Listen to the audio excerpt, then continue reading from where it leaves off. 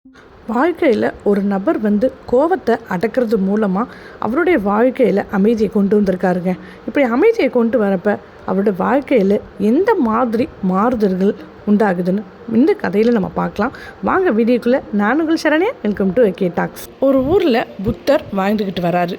இப்படி வாழ்ந்துக்கிட்டு வரப்போ அப்போதைக்கு உள்ள காலகட்டம் புத்தர் யாருன்னு மக்கள் அனைவருக்கும் தெரியாதுங்க.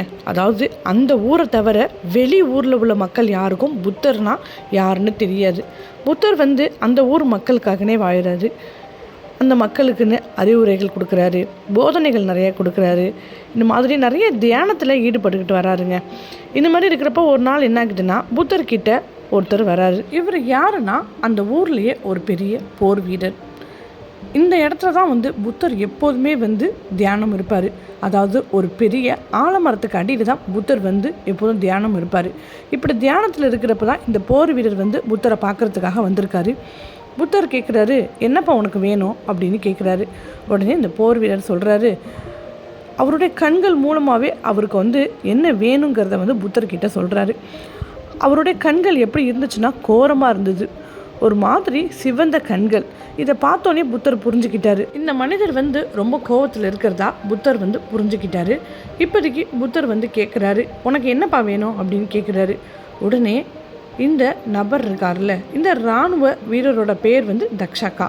இவர் சொல்கிறாரு, எனக்கு நான் ரொம்ப கோவத்தில் இருக்கேன், தாங்க முடியாத கோவத்தில் இருக்கேன் அப்படின்னு சொல்கிறாரு. புத்தர் சரி சொல்லுப்பா, அதுக்கு என்ன இப்போ சொல்லு அப்படிங்கிறாரு. உடனே தக்ஷாக்கா பதில் சொல்ல ஆரம்பிக்கிறாரு.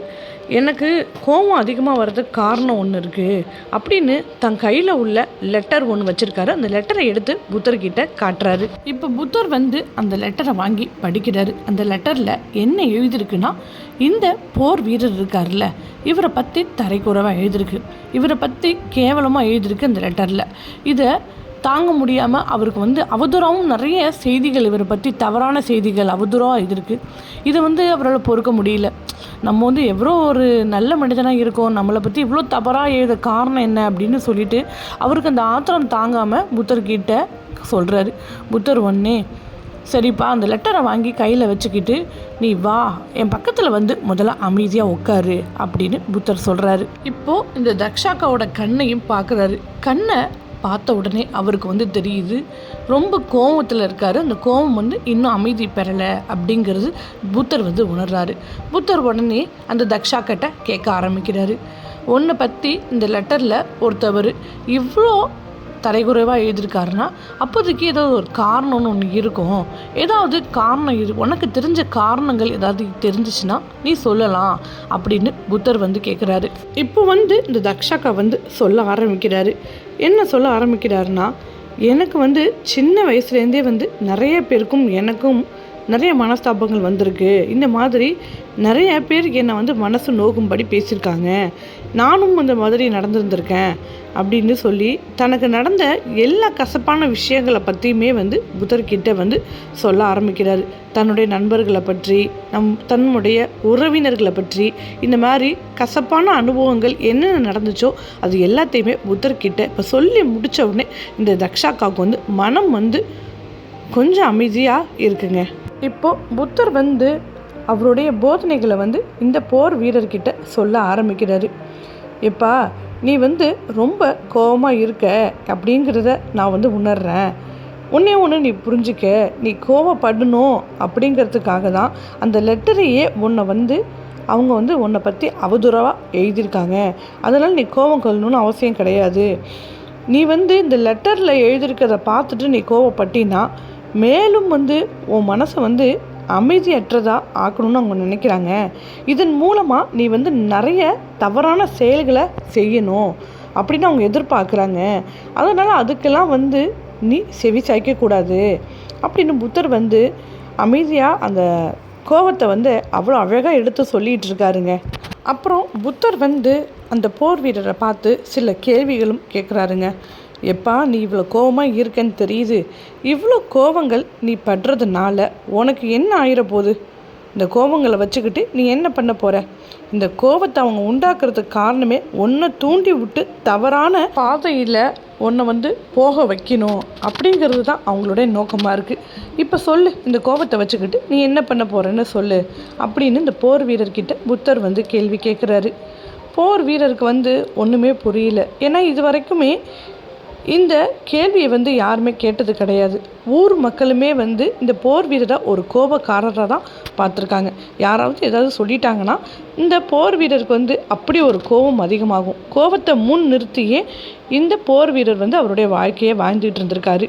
இப்போதைக்கு முதல் தடவையாக புத்தர் இந்த கேள்வியை கேட்டோடனேயே இவருக்கு ஒன்றும் சொல்ல முடியலை. உடனே இவர் புத்தர்கிட்டயே சொல்கிறாரு, நீங்களே அதுக்கு ஒரு பதில் சொல்லுங்கள் அப்படிங்கிறாரு. இப்போ புத்தர் பதில் சொல்ல ஆரம்பிக்கிறாரு. என்ன பதில் சொல்ல ஆரம்பிக்கிறாருன்னா, இந்த கோபத்தை வச்சுக்கிட்டு நீ ஒன்றுமே பண்ண முடியாதுப்பா.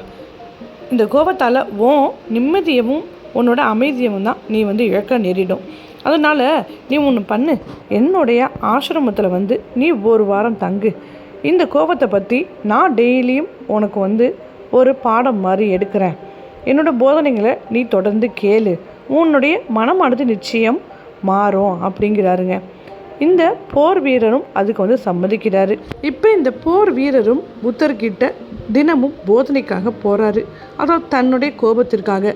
இப்படி தினமும் புத்தர் கோபத்தை பற்றி அவ்வளோ அருமையாக அழகாக நிறைய நன்மைகளை எடுத்து சொல்லிகிட்டு இருக்காரு. கோபம் கொள்றதுனால நமக்கு என்னென்னலாம் நடக்குது அப்படிங்கிறத புத்தர் சொல்லிகிட்டு இருக்காரு. இதெல்லாம் அவருக்கு கேட்ட பிறகு அவருடைய மனமானது ஒரு யோசனையை கொண்டு வருது. என்ன யோசனையை கொண்டு வருதுன்னா, அவர் நினைக்க ஆரம்பிக்கிறாரு, நம்ம கோபத்தை இந்த மாதிரி செலவு பண்ணுறதுனால நம்மளுடைய எனர்ஜி தான் வீணாகிட்டு இருக்கு.